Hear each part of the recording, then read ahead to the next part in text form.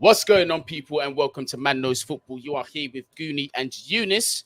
I thought I would get Younes' opinion on the Champions League games that have just been played. Obviously, we're going to start off with the mighty Chelsea, still keeping clean sheets in open play.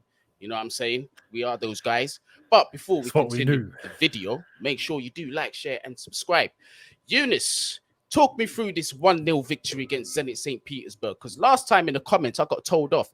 Guni, shut the F up and let Younes speak. And that's exactly what I'm going to do. No, you know what's mad?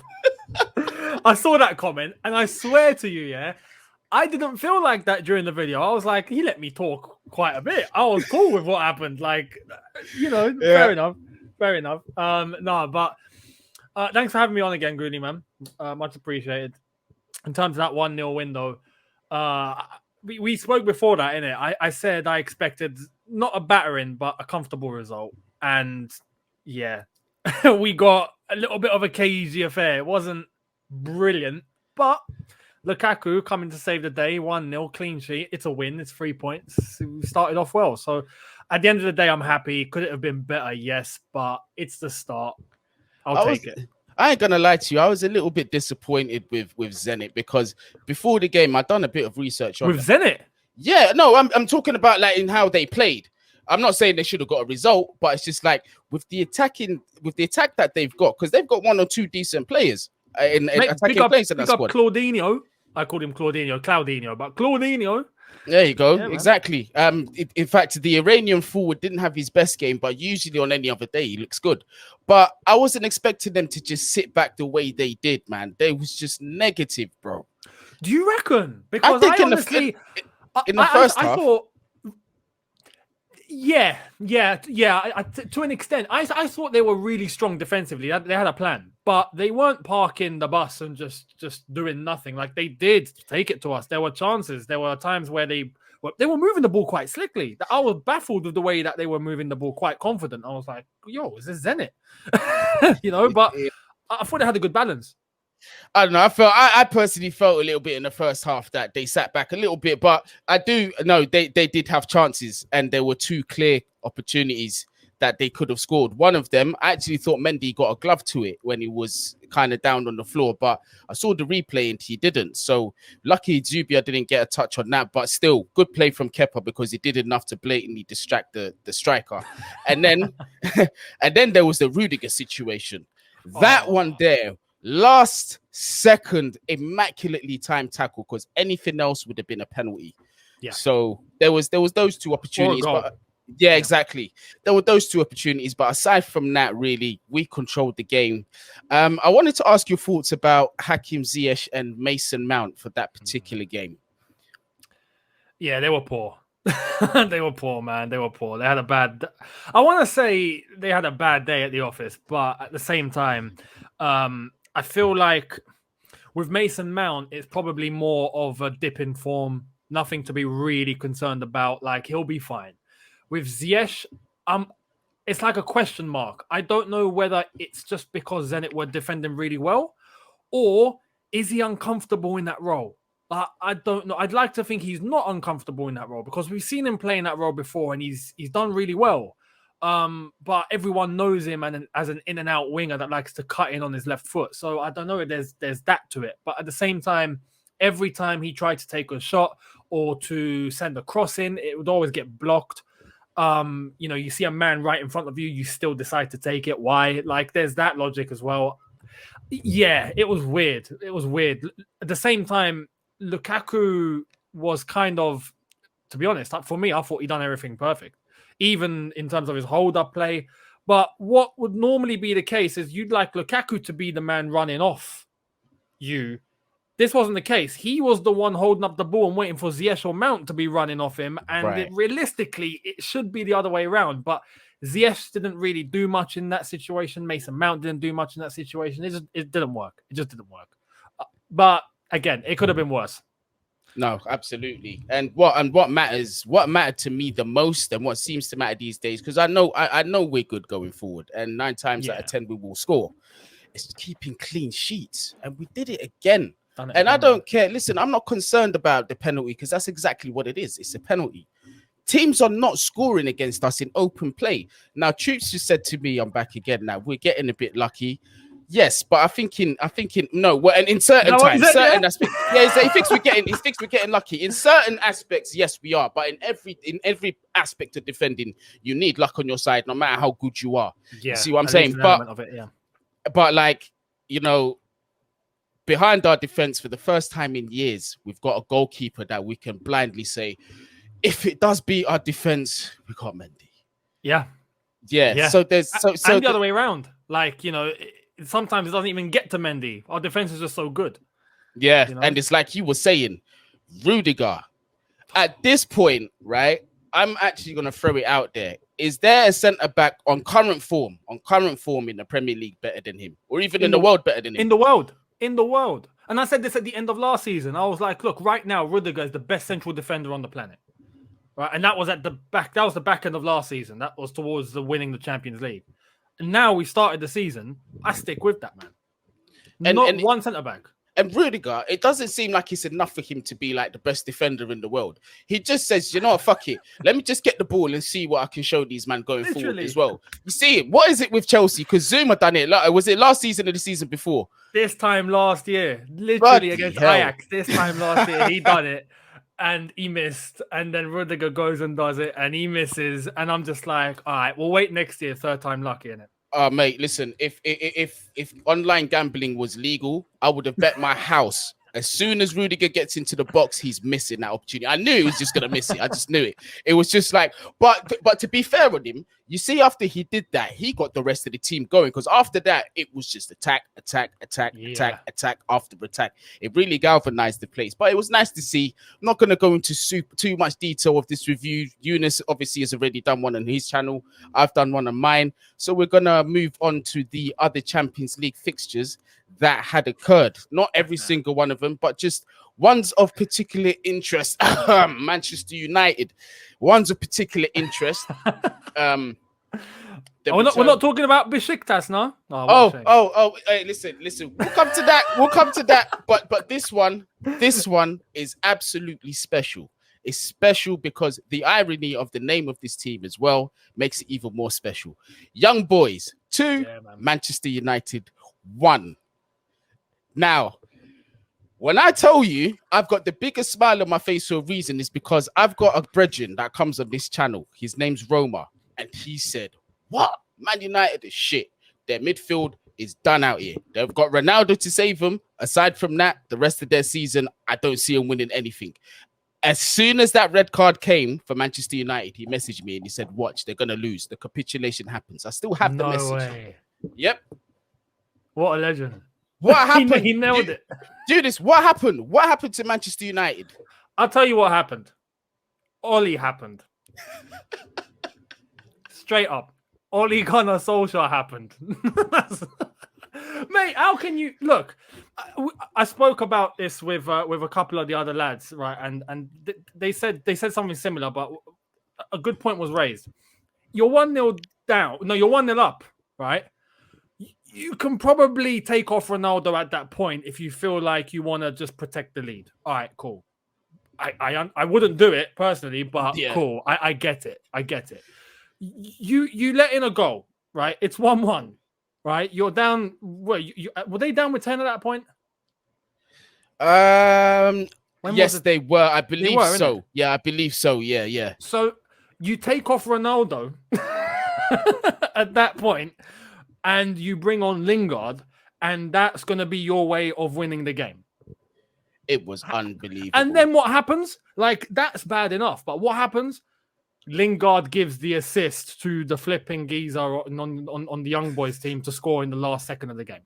That just sums everything up about Ollie. Could you imagine how we felt on the touchline at that moment, just seeing that? I think he felt like an idiot. I think immediately he knew, I am effed. I am done out here. Because look, because it's like you said, right?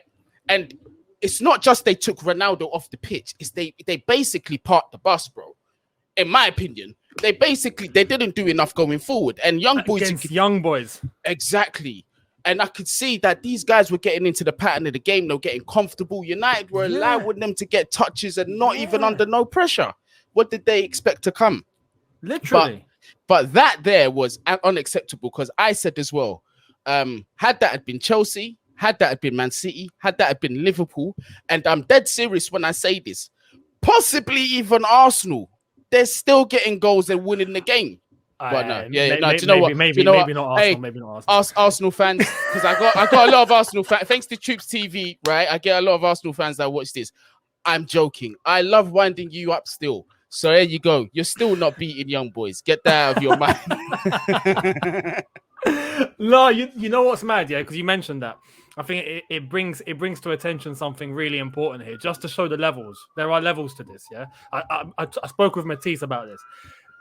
With young boys, United are down to 10 men, away from home at young boys, and they lose 2-1. Chelsea, with 10 men, right, at Anfield against Liverpool's full team, and we didn't concede for a whole 45 minutes, and we got a draw. Levels to this game. There is, but do you want to know? Do you want to know what's going to stop us winning the league or anything this season, Younes? Our defense. You not heard that one, bro. Bro, I'm telling you, people are saying it with a straight face, my brother. That got me. I'm not gonna lie. Like, what's he on about? People are saying this with a straight face, my guy. Chelsea are not winning anything because of their defense. Righto. Okay, so I need to also ask this question, as you're gonna see with the coming results. How many other English teams kept a clean sheet in Europe? None. Thank you. None. There you go. Except us. How many other teams haven't conceded a goal in open play? Yeah. Come on, mad. man. Yeah, I mean, mad. It's written on the wall. It's written on the wall. I'm telling you. I think it is. You know. This is our year. I think it is.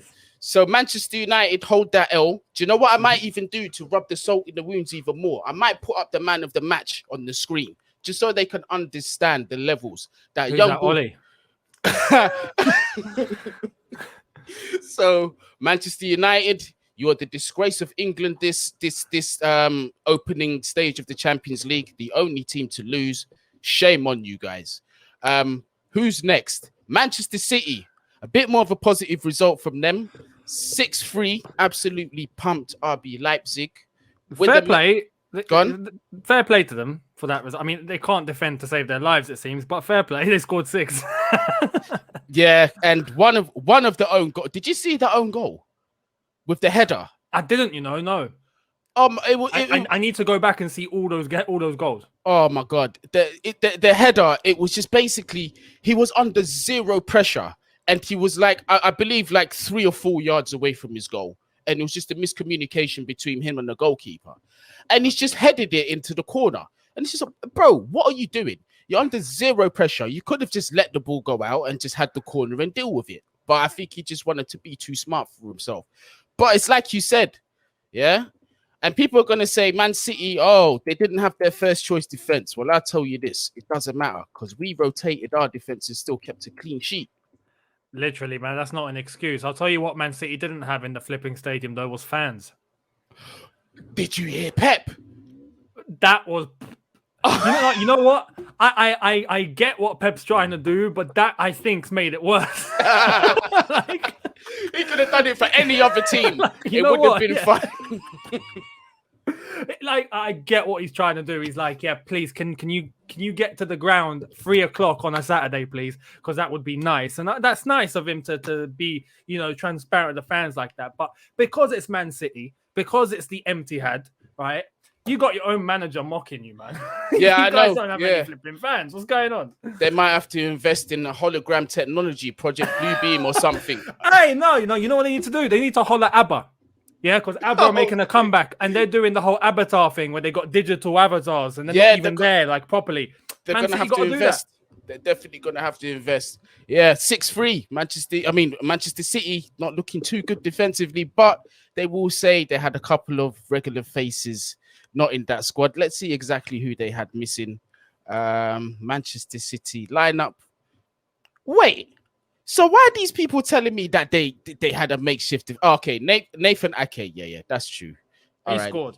So fair play. Yeah, it was a good header as well. Very good header, to be fair on him. But yeah, Manchester City, you're conceding 3, but you still got the result.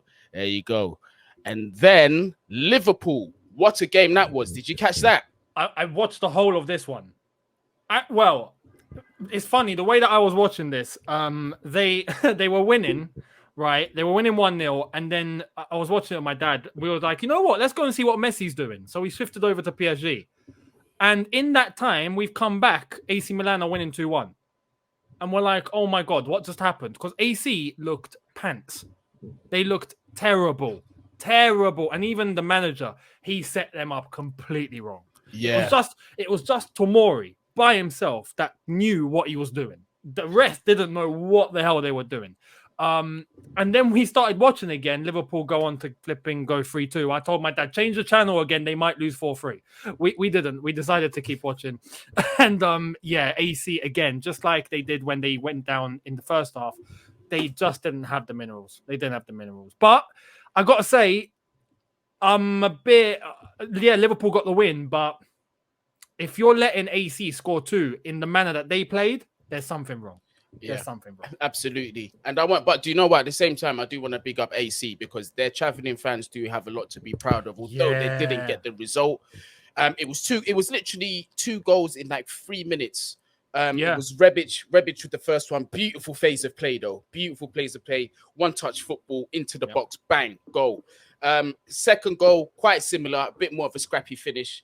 Who was it that got to the end of it? It was the ex-Man City youngster, Brahim Diaz. He got to it on the line last minute. Nonetheless, it was deserved. Still a good phase of play to get there. So we are back. Sorry about that. But we are here. Liverpool, second goal. We haven't forgot our point where we left off. Who? Do you know what? Now my brain's gone all fuzzy because Henderson scored the third. Yeah, it was Salah. It was Salah. Yeah, it was Tomori own goal, Salah 48th minute. Then you got the Hendo on the 69th minute. Do you remember the Salah goal? Because now I'm getting mixed up. Right, listen.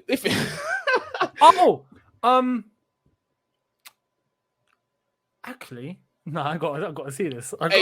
This is evidence that I'm not the only one. You see, when you watch so much football and you got to take so much notes, like you go into like this cloud. So like to those in the comments and to people that are watching, apologies for this. We're human beings and this is what happens.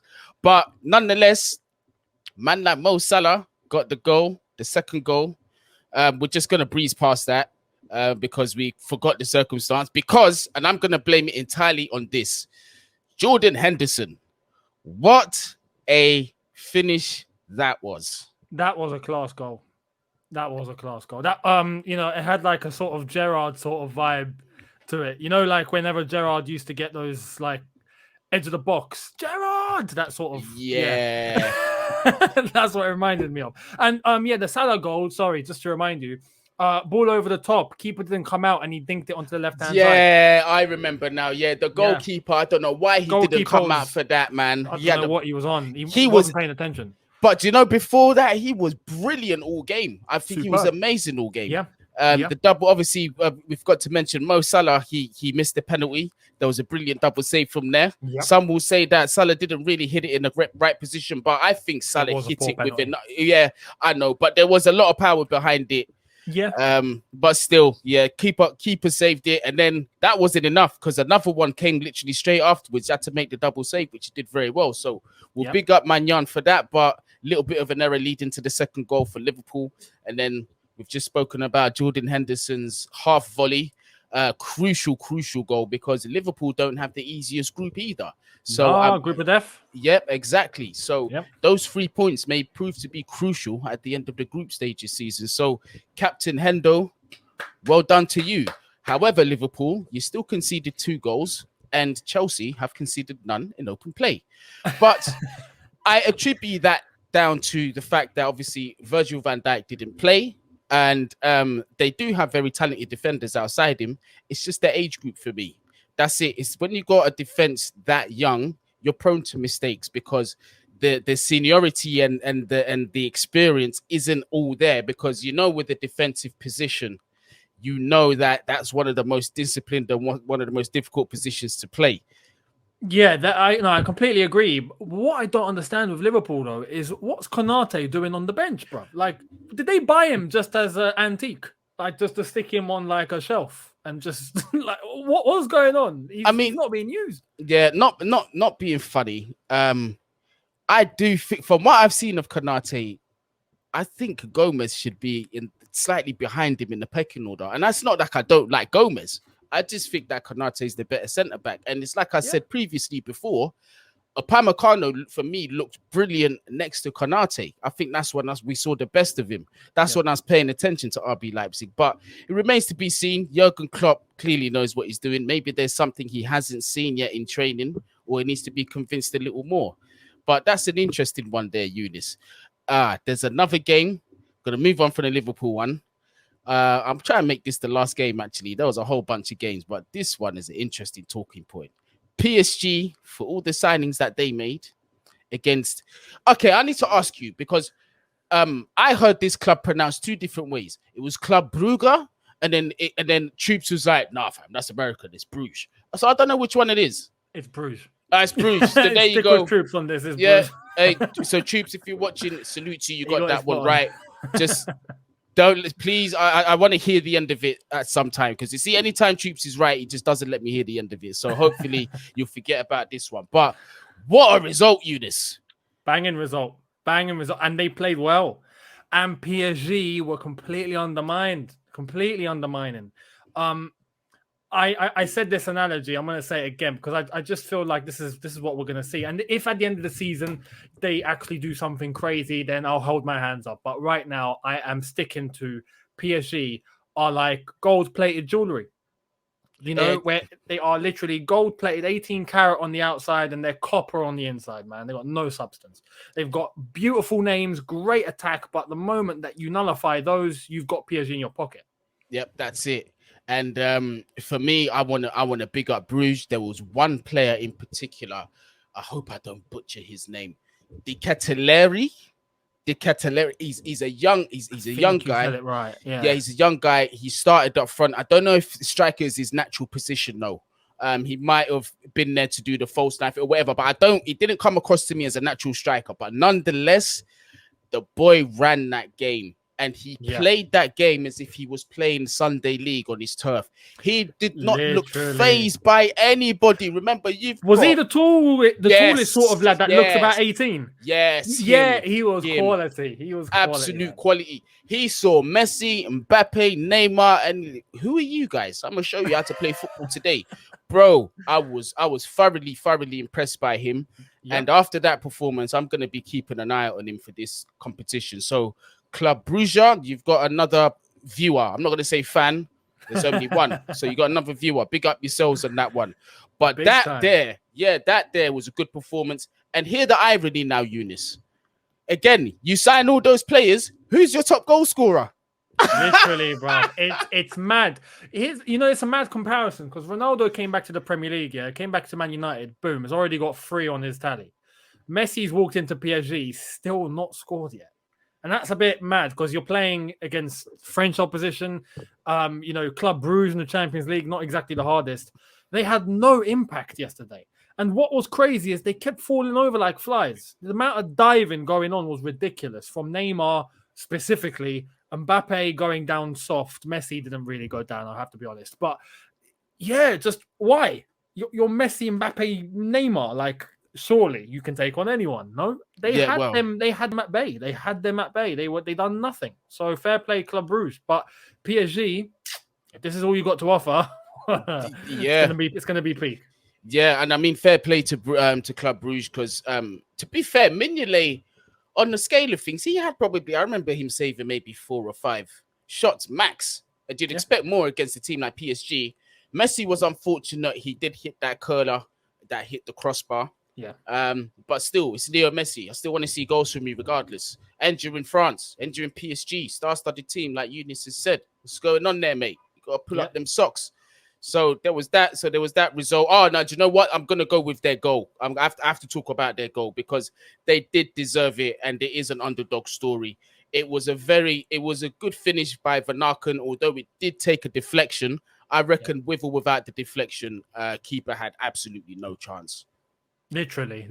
Very, very well worked goal. And overall, it lifted everything. You just saw a moment they got that goal, it was like, oh my god, they just got this confidence out of nowhere, especially that the lad up front that we've been talking about. So yeah, I was really happy for them. And it's crazy to see a club at that level. I'm not sure if they were pot 3 or pot 4 during the draw, but to see that confidence against a team like PSG, where others I think would have probably crumbled in terms of just fear.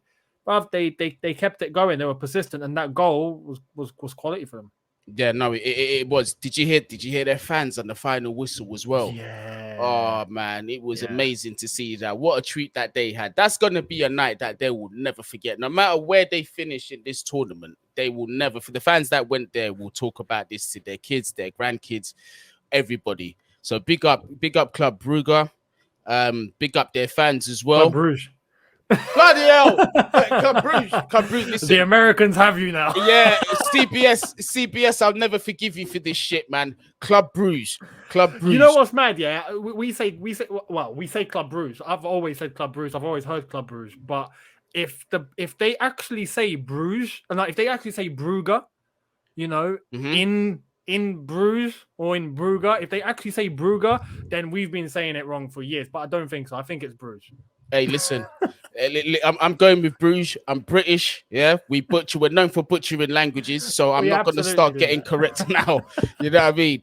I'm just going to really breeze through the other results real quick, just to say that we've spoken about them. Sevilla won, Salzburg won. I have to say this: there was a lot of red cards in the opening match day, bro.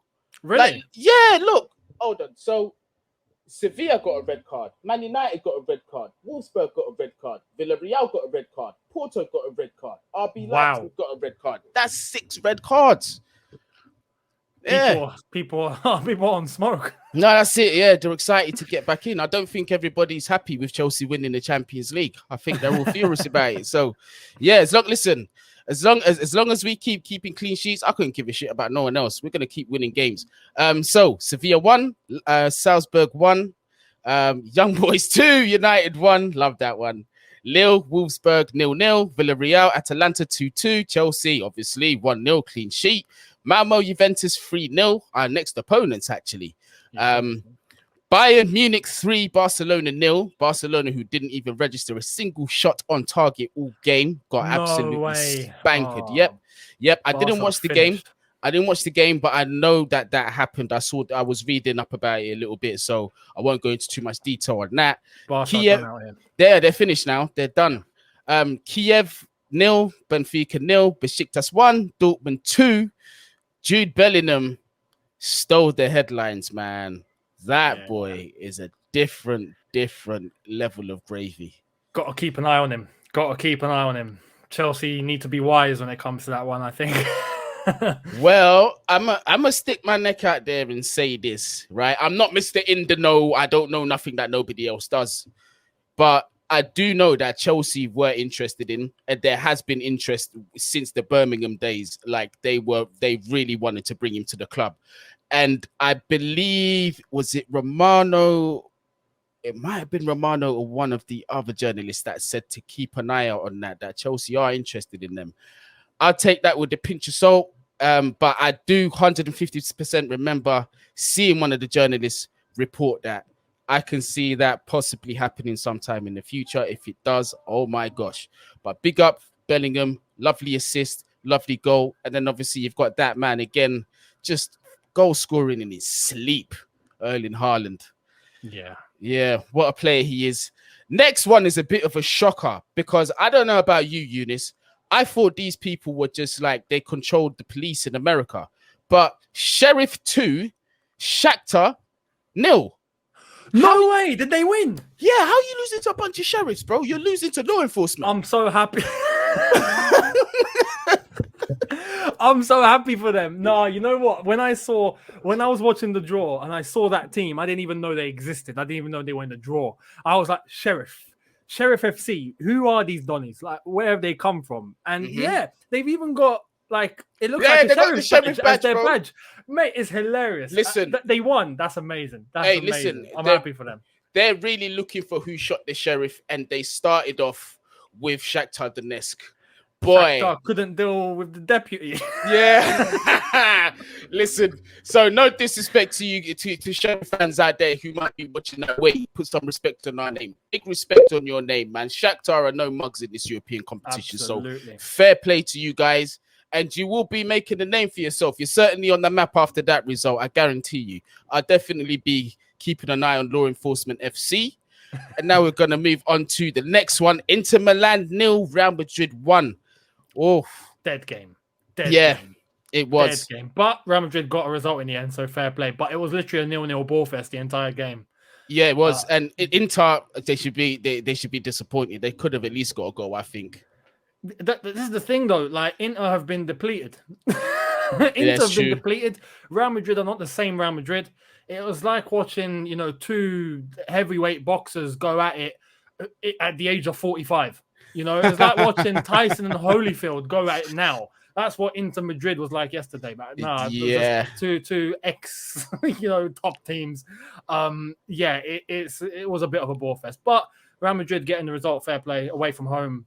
Yeah, happy days. Yep, and then we've got a couple more results. Atletico Madrid 0, Porto 0. Obviously, we've done Brugge PSG, Liverpool, Milan. We've done those. The only other game we missed from yesterday that we've got left is Sporting 1, Ajax 5. Sebastian Haller with 4 goals, So he's one to look out for. 100%.